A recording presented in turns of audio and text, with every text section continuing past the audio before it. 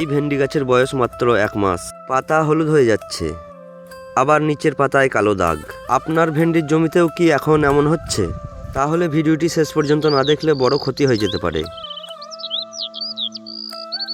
নমস্কার কৃষক বন্ধুরা, কৃষি ও ইত্যাদি ইউটিউব চ্যানেলে সকল ছাদ বাগানি ও কৃষক বন্ধুদের স্বাগত জানাই।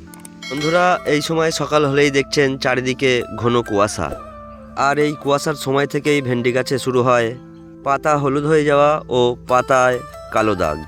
আর এই রোগের প্রভাবে গাছ ধীরে ধীরে দুর্বল হয়ে যায় ও মারা যায়।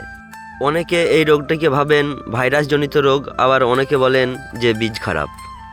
তবে এটা কোনো ভাইরাসজনিত রোগও নয়, আবার আপনার ভেন্ডির বীজও খারাপ নয়। এই রোগটি প্রধানত কুয়াশার কারণেই হয়ে থাকে। এই কুয়াশার সময় সারা রাত ভেন্ডি গাছের পাতায় জল জমে থাকে এবং সকালে 9টা-10টার আগে সেই জল শুকায় না। আর এই ভেজা পাতার কারণেই ফাঙ্গাস তাড়াতাড়ি জমিতে ছড়িয়ে পড়ে। একদিকে যেমন এই কুয়াশার কারণে গাছের পাতা ভিজে থাকছে, ঠিক মতন রোদ পাচ্ছে না এবং গাছের পাতায় খাবার তৈরি হচ্ছে না, ঠিক অন্যদিকে তেমন গাছের শিকড় অতিরিক্ত ঠান্ডার কারণে ঠিক মতন খাবার মাটি থেকে শোষণ করতে পারছে না, ফলে পাতাগুলি হলুদ হয়ে যাচ্ছে। এটাকে বলে প্রাথমিক লিফ স্পট রোগ। এটি প্রথমে নিচের পাতায় হয়, আস্তে আস্তে ধীরে ধীরে উপরের পাতায় ছড়িয়ে যায়। এখন জেনে নেওয়া যাক কোন পরিচর্যা করলে এই রোগ থেকে ভেন্ডি গাছ মুক্তি পাবে। প্রথম যেটা সবথেকে করণীয় সেটা হচ্ছে ফাঙ্গাস আটকাতে হবে। এই ফাঙ্গাস আটকানোর জন্য আপনাকে স্প্রে করতে হবে কার্বেন্ডাজিম ম্যানকোজেব প্রতি লিটার জলে 2.5 থেকে 3 গ্রাম, অথবা শুধুমাত্র ম্যানকোজেব 75% WP 2.5 থেকে 3 গ্রাম প্রতি লিটার জলে গুলে ভালো করে গাছ ভিজিয়ে স্প্রে করতে হবে, যাতে স্প্রেটা আপনার গাছে ভিজে মাটিতে পর্যন্ত পৌঁছায়। এটি এখন একবার স্প্রে করবেন এবং ঠিক 7 দিন পর আরেকবার স্প্রে করবেন।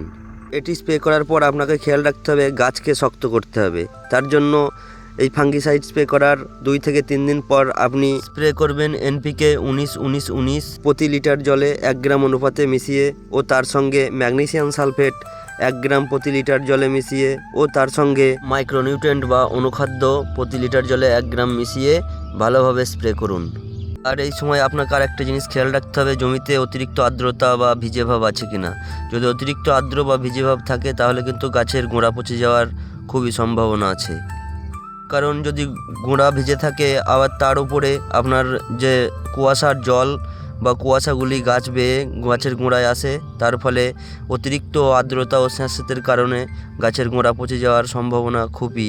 তাই এই সময় যদি আপনার জমি বা ভেন্ডি গাছের মাটি অতিরিক্ত ভিজে ভাব থাকে, তাহলে খুরপি দিয়ে অথবা খুসনি দিয়ে ভালো করে কুপিয়ে দিন মাটিটা কুপিয়ে আলগা করে দিন, যাতে তাড়াতাড়ি জমির মাটি শুকিয়ে যায় এবং গাছ ঠিক থাকে।